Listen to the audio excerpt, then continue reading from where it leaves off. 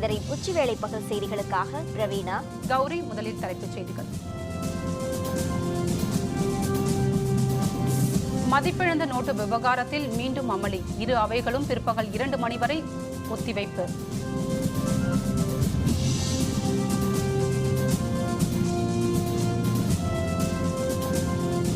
நாடாளுமன்ற வளாகத்தில் எதிர்க்கட்சிகள் ஆலோசனை. நாளை மறுநாள் போராட்டம் நடத்த முடிவு.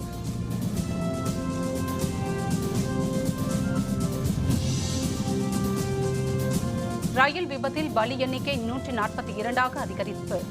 30 மணி நேரத்திற்கும் மேலாக தொடரும் மீட்புப் பணிகள்.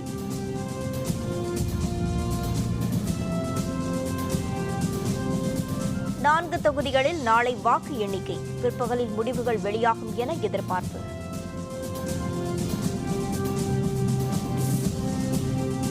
இங்கிலாந்துக்கு எதிரான 2வது போட்டி. 246 ரன்கள் வித்தியாசத்தில் இந்தியா அபார வெற்றி.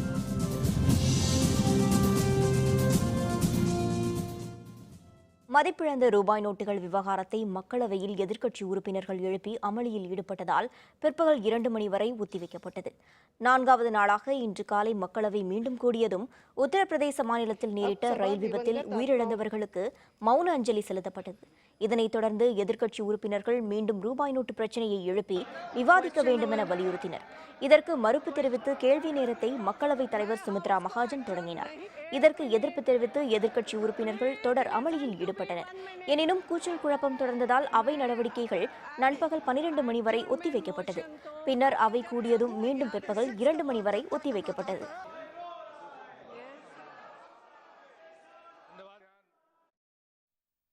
நான்காவது நாளாக மாநிலங்களவை இன்று காலை மீண்டும் கூடியதும் உத்தரப்பிரதேச மாநிலத்தில் நேரிட்ட ரயில் விபத்தில் உயிரிழந்தவர்களுக்கு மௌன அஞ்சலி செலுத்தப்பட்டது. இதனைத் தொடர்ந்து எதிர்க்கட்சி உறுப்பினர்கள் மீண்டும் ரூபாய் நோட்டு பிரச்சினையை எழுப்பினர். இதனால் கூச்சல் குழப்பம் ஏற்பட்டதால் முதலில் நண்பகல் 12 மணி வரையிலும் பின்னர் 2 மணி வரையிலும் அவை நடவடிக்கைகள் ஒத்திவைக்கப்பட்டன. தில்லியில் உள்ள நாடாளுமன்ற வளாகத்தில் வரும் 23ஆம் தேதி போராட்டம் நடத்த எதிர்க்கட்சிகள் முடிவெடுத்துள்ளன. 500, 1000 ரூபாய் செல்லாது என மத்திய அரசு அறிவித்ததை அடுத்து நாட்டில் பணப்புழக்கம் வெகுவாக குறைந்தது. ரூபாய் தாள்கள் தட்டுப்பாட்டால் அனைத்து வணிக நடவடிக்கைகளும் கடுமையாக பாதிக்கப்பட்டுள்ளன. இது தவிர மதிப்பிழந்த பணத்தாள்களை மாற்றவும் பணம் எடுக்கவும் 16வது நாளாக இன்றும் வங்கிகள் முன்பு ஏராளமானோர் நீண்ட வரிசையில் பல மணி நேரம் நிற்கும் நிலைமை ஏற்பட்டுள்ளது. இந்த விவகாரம் தொடர்பாக நாடாளுமன்ற வளாகத்தில் எதிர்க்கட்சிகள் ஆலோசனை மேற்கொண்டன. இதில் காங்கிரஸ் துணைத் தலைவர் ராகுல் காந்தி, மாநிலங்களவை காங்கிரஸ் தலைவர் குலாம் நபி ஆசாத் உள்ளிட்டோர் பங்கேற்றனர். எதிர்க்கட்சிகளைச் சேர்ந்த மக்களவை, மாநிலங்களவை உறுப்பினர்களும் கூட்டத்தில் பங்கேற்றனர். வரும் 23ஆம் தேதி நாடாளுமன்ற வளாகத்தில் போராட்டம் நடத்த இந்த கூட்டத்தில் முடிவெடுக்கப்பட்டுள்ளது. देखिए, जो नोटबंदी का मामला है, इससे पूरा देश और पूरे देश की जनता प्रभावित है. कोई अछूता नहीं है जो इससे प्रभावित ना हो. और प्रधानमंत्री जी ने भी इसको समझते हुए, देखिए, जो नोटबंदी का जो निर्णय लिया, ये जनता की तकलीफों को सही ढंग से उसका निराकरण करने के बजाय ரூபாய் நோட்டு விவகாரத்தில் மக்களின் உணர்வுகளை மத்திய அரசு புரிந்து கொள்ளவில்லை என காங்கிரஸ் துணைத் தலைவர் ராகுல் காந்தி குற்றம் சாட்டினார். தில்லியில் வங்கியின் முன்பு பல மணி நேரம் காத்திருந்த மக்களை ராகுல் காந்தி சந்தித்தார். பின்னர் செய்தியாளர்களுடன் பேசிய அவர் வங்கிகளின் வாசல் முன்பு மக்கள் வேதனையுடன் நிற்பதாக தெரிவித்தார். மக்களின் உணர்வுகளை மத்திய அரசு புரிந்து கொள்ளவில்லை என்றும் அவர் குற்றம் சாட்டினார். ரூபாய் நோட்டு விவகாரம் தொடர்பாக நாடாளுமன்றத்தில் பிரதமர் ஏன் விளக்கம் அளிக்கவில்லை என்றும் ராகுல் காந்தி கேள்வி எழுப்பினார்.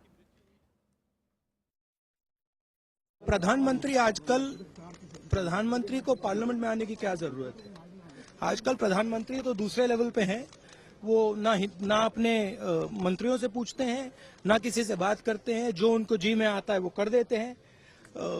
ये जो सबसे बड़ा इकोनॉमिक डिसीजन हिंदुस्तान की हिस्ट्री में लिया है, 3-4 लोगों को बता के ले लिया है. ये प्लानिंग नहीं की. தற்போதைய செய்தி. மும்பையில் நடைபெற்ற 2.0 படத்தின் ஃபர்ஸ்ட் லுக் வெளியீட்டு விழாவில் நடிகர் ரஜினிகாந்த் பங்கேற்றார். இதனைத் தொடர்ந்து இன்று சென்னைக்கு அவர் திரும்பினார். சென்னை விமான நிலையத்தில் செய்தியாளர்களுடன் பேசினார்.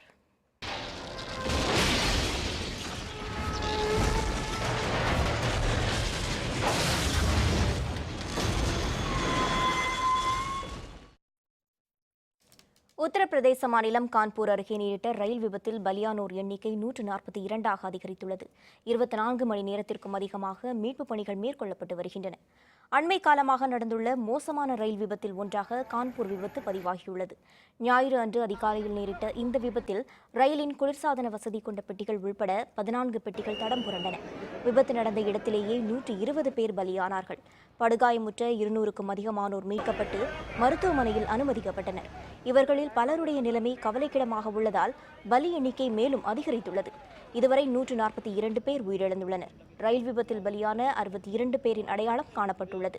உத்தரப்பிரதேசம், மத்திய பிரதேசம், பீகார், மகாராஷ்டிரம், குஜராத் ஆகிய மாநிலங்களைச் சேர்ந்தவர்கள் உயிரிழந்துள்ளனர். ரயில்வே அமைச்சர் சுரேஷ் பிரபு, இணையமைச்சர் மனோஜ் சின்ஹா, ரயில்வே துறை உயர் அலுவலர்கள் சம்பவ இடத்திற்கு சென்று மீட்புப் பணிகளை ஆய்வு செய்தனர். காயமுற்று மருத்துவமனையில் அனுமதிக்கப்பட்டுள்ளவர்களை நேரில் சந்தித்து ஆறுதல் கூறினர். மாநில காவல்துறையினர், தேசிய பேரிடர் மீட்புப் படையினர், ராணுவத்தினர் என ஏராளமானோர் மீட்புப் பணியில் பல மணி நேரமாக ஈடுபட்டுள்ளனர்.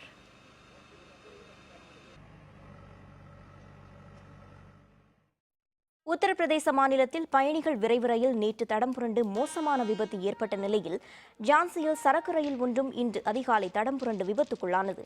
2 பெட்டிகள் தடம் புரண்டதால் இந்த வழித்தடத்தில் ரயில் போக்குவரத்து பாதிக்கப்பட்டது. பல ரயில்கள் மாற்றுப்பாதையில் திருப்பிவிடப்பட்டன.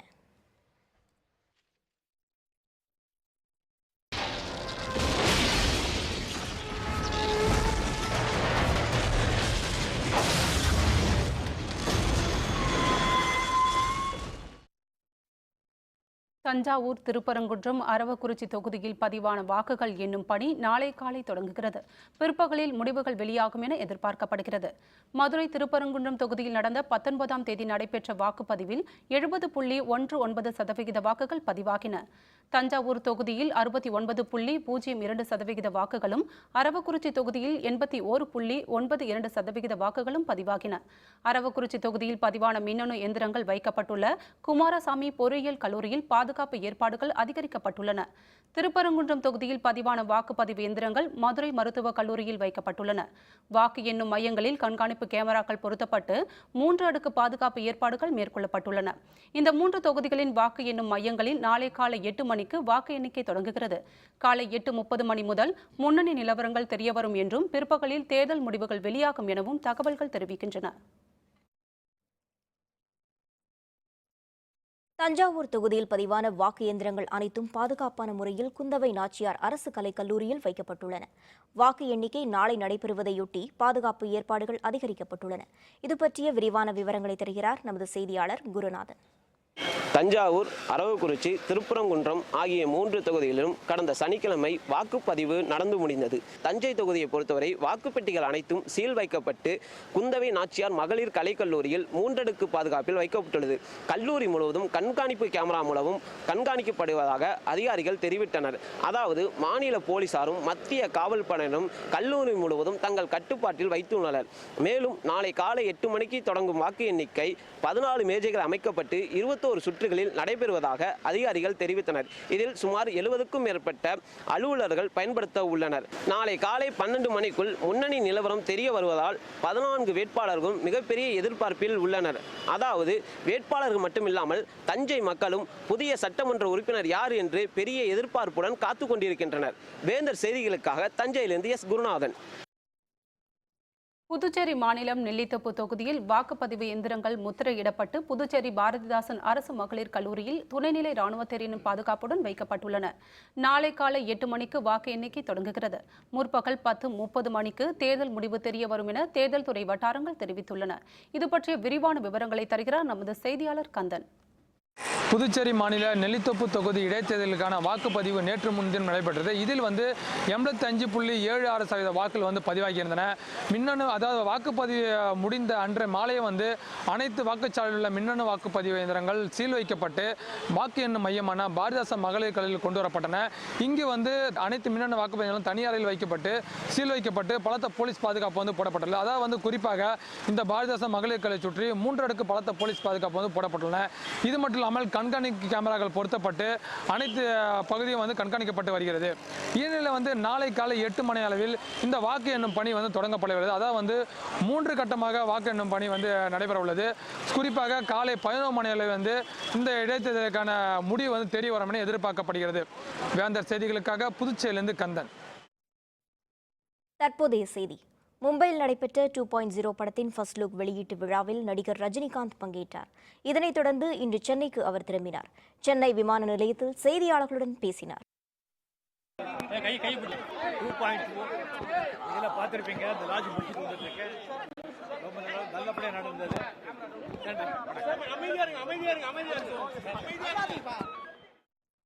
மதிப்பிழந்த ரூபாய் நோட்டுகள் செல்லாது என்ற அறிவிப்பை தொடர்ந்து பழைய ரூபாய் நோட்டுகளை மாற்றவும் தங்களுடைய கணக்கில் இருந்து பணம் எடுக்கவும் ஏராளமானோர் வங்கிகளில் குவிந்து வருகின்றனர்.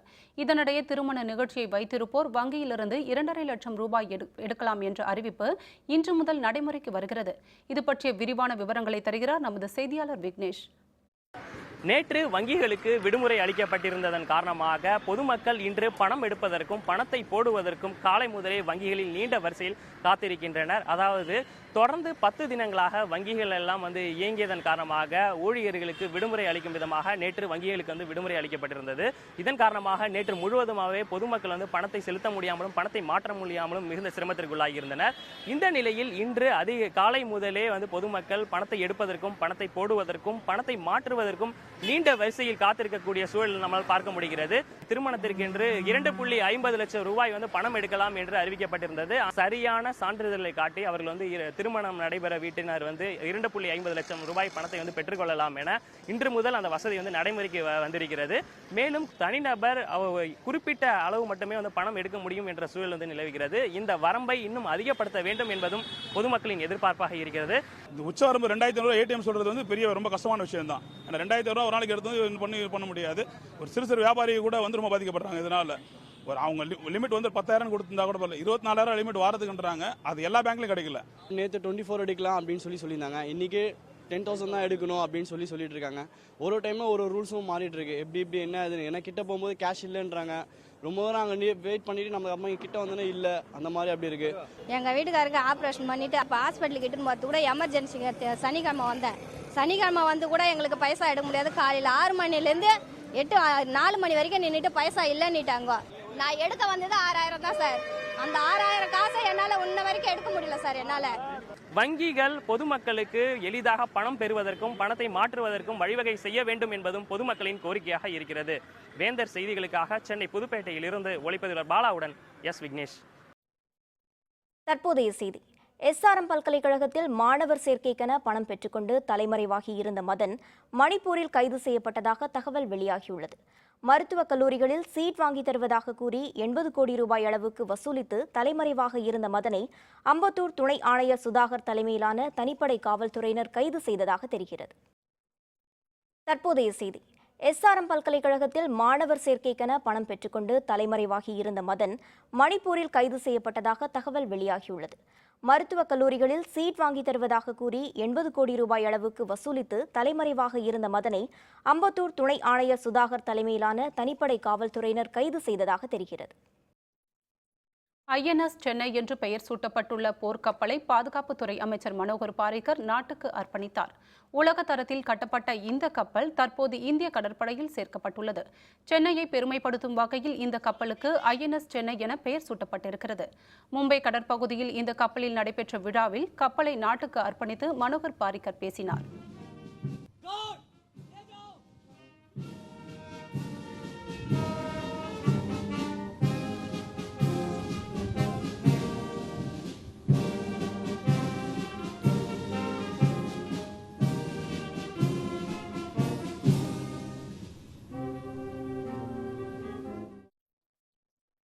கொல்கத்தாவில் உள்ள மருத்துவமனையில் நேரிட்ட தீ விபத்தை அடுத்து அவசரமாக நோயாளிகள் வெளியேற்றப்பட்டனர். மேற்கு வங்க மாநிலம் கொல்கத்தா நகரில் உள்ள தனியார் மருத்துவமனை ஒன்றில் ஆயிரக்கணக்கான நோயாளிகள் அனுமதிக்கப்பட்டிருந்தனர். இதனிடையே மருத்துவமனையின் 6வது தளத்தில் முற்பகல் 11 மணியளவில் தீப்பிடித்தது. சம்பவ இடத்திற்கு வந்த தீயணைப்பு வீரர்கள் தீயை கட்டுக்குள் கொண்டுவரும் நடவடிக்கையில் ஈடுபட்டனர். மருத்துவமனையில் அனுமதிக்கப்பட்டிருந்த நோயாளிகளை அவசரமாக வெளியேற்றினர்.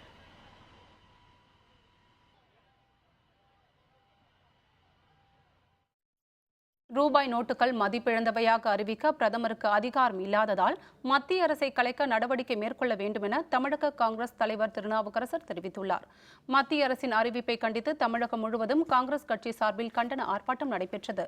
சென்னை மாவட்ட ஆட்சியர் அலுவலகம் அருகே நடைபெற்ற ஆர்ப்பாட்டத்தில் திருநாவுக்கரசர், தமிழக காங்கிரஸ் முன்னாள் தலைவர் KV தங்கபாலு, EVKS இளங்கோவன் உள்ளிட்டோர் பங்கேற்றனர்.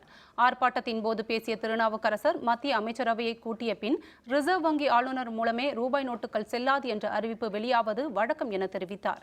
இந்த நடைமுறையை பின்பற்றாத மத்திய அரசை கலைக்க வேண்டும் எனவும் அவர் கேட்டுக்கொண்டார். எந்த விதமான கேபினட் அமைச்சரவை கூட்டமும் இல்லாமல், எந்த விதமான அரசு உத்தரவும் இல்லாமல், எந்த விதமான ரிசர்வ் பேங்கினுடைய கவர்னருடைய அனுமதியும் இல்லாமல் மோடி அவர்களே இரவோடு இரவாக இப்படி அறிவிப்பதற்கான அதிகாரம் உங்களுக்கு இல்லை என்றே சொல்லப்படுகிறது. வங்கியின் சுவற்றில் துளையிட்டு திருடிய முயற்சி தோல்வி, பல கோடி ரூபாய் பணம் தப்பியது. விவரம் விளம்பர இடைவேளைக்கு பிறகு.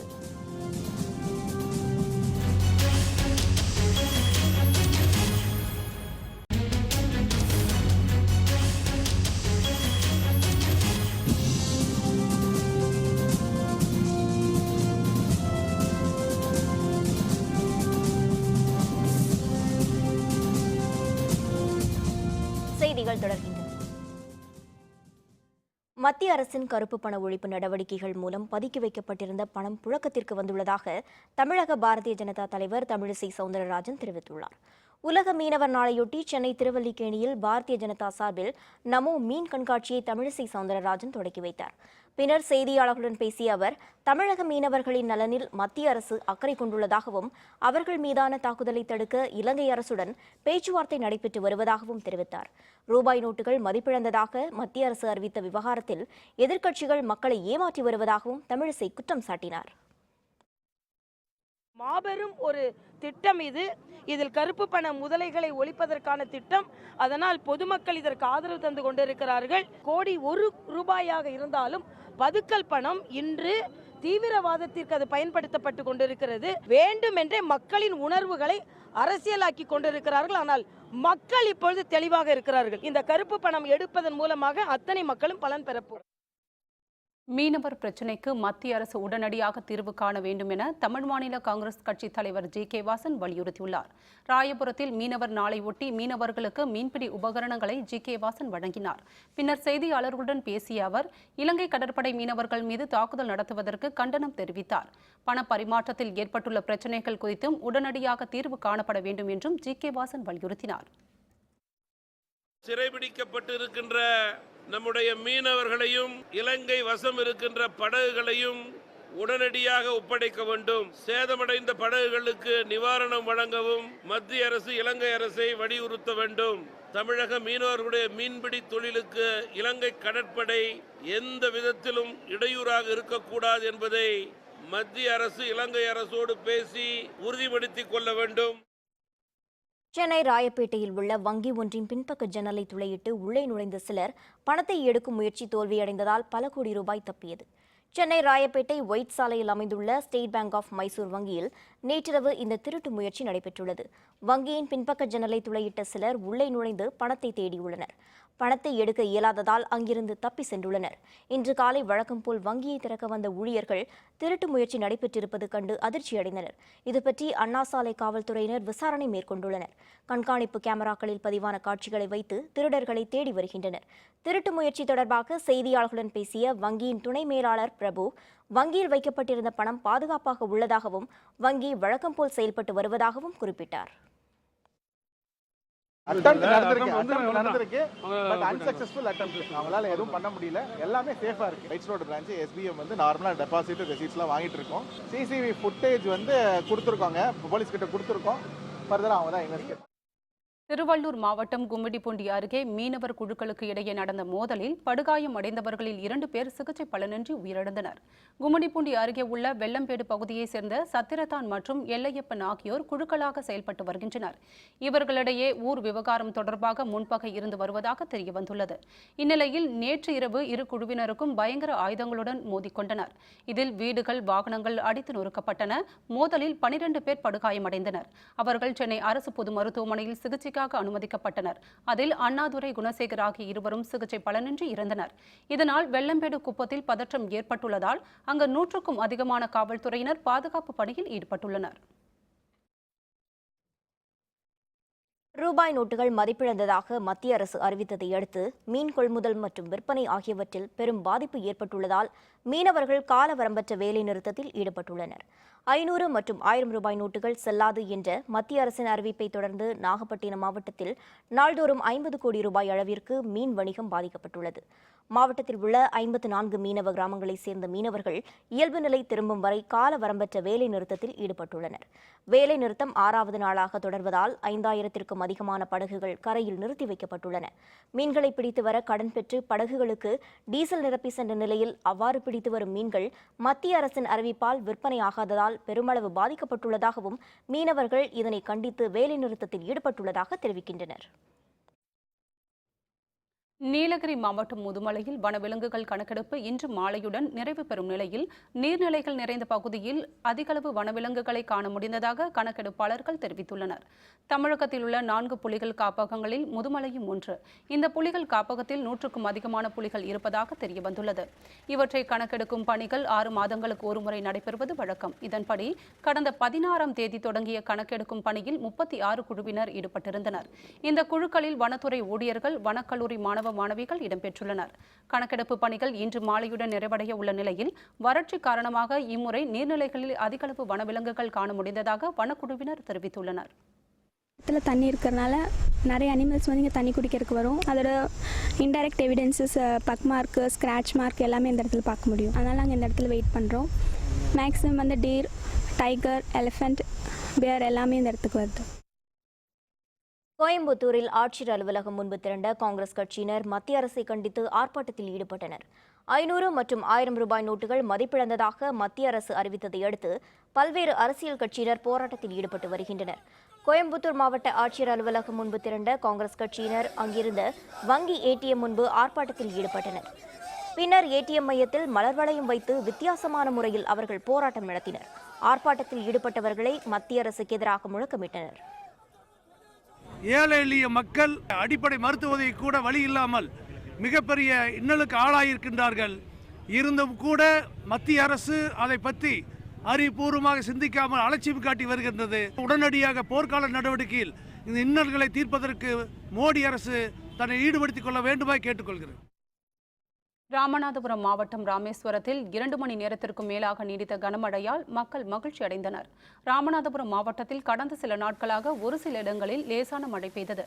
இந்நிலையில் இன்று காலை ராமேஸ்வரம், பாம்பன், மண்டபம், உச்சிப்புலி மற்றும் அதன் சுற்று வட்டார பகுதிகளில் கனமழை பெய்தது. 2 மணி நேரத்திற்கும் மேலாக நீடித்த இந்த மழையால் சாலைகளில் வெள்ள நீர் பெருக்கெடுத்து ஓடியது. இதனால் வாகனங்கள் ஊர்ந்து சென்றன. இதனிடையே மழை காரணமாக வெப்பம் தணிந்ததால் மக்களும் விவசாயிகளும் மகிழ்ச்சியடைந்தனர்.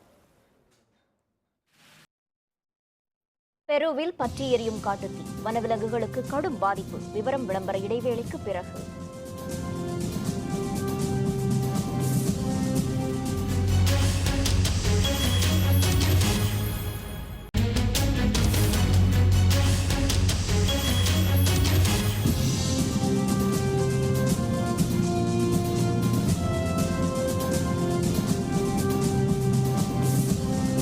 செய்திகள் தொடர்கின்றன. இனி அயலக செய்திகள்.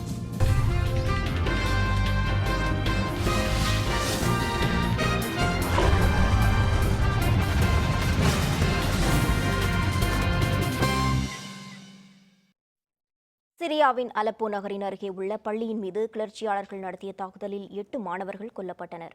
சிரியாவில் அதிபர் பஷர் அல் ஆசாதின் அரசுக்கு எதிராக சண்டையிட்டு வரும் IS தீவிரவாதிகளும் கிளர்ச்சியாளர்களும் பல்வேறு முக்கிய பகுதிகளை கைப்பற்றினர். அவற்றை மீட்க அந்நாட்டு ராணுவம் தொடர்ந்து போராடி வருகிறது. சிரியாவுக்கு ஆதரவாக ரஷ்ய படைகள் செயல்பட்டு வருகின்றன.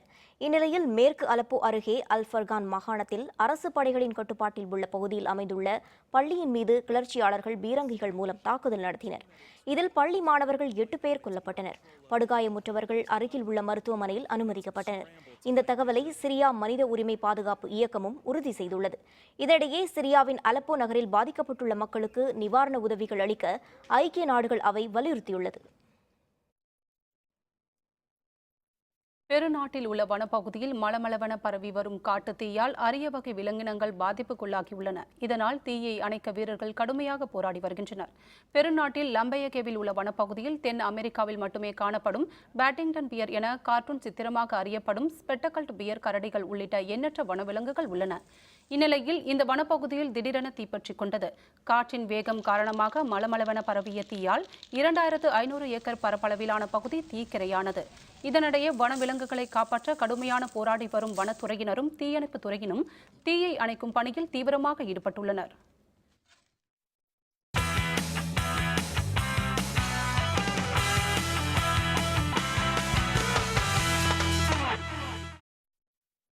விசாகப்பட்டினத்தில் நடைபெற்ற இங்கிலாந்துக்கு எதிரான 2வது டெஸ்ட் கிரிக்கெட் போட்டியில் 246 ரன்கள் வித்தியாசத்தில் இந்திய அணி அபார வெற்றி பெற்றது.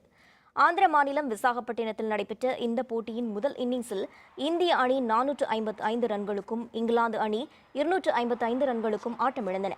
இதனைத் தொடர்ந்து 2வது இன்னிங்ஸில் இந்திய அணி 204 ரன்களுக்கு ஆட்டமிழந்தது. 405 ரன்கள் எடுத்தால் வெற்றி என்ற இலக்குடன் இங்கிலாந்து அணி களமிறங்கியது.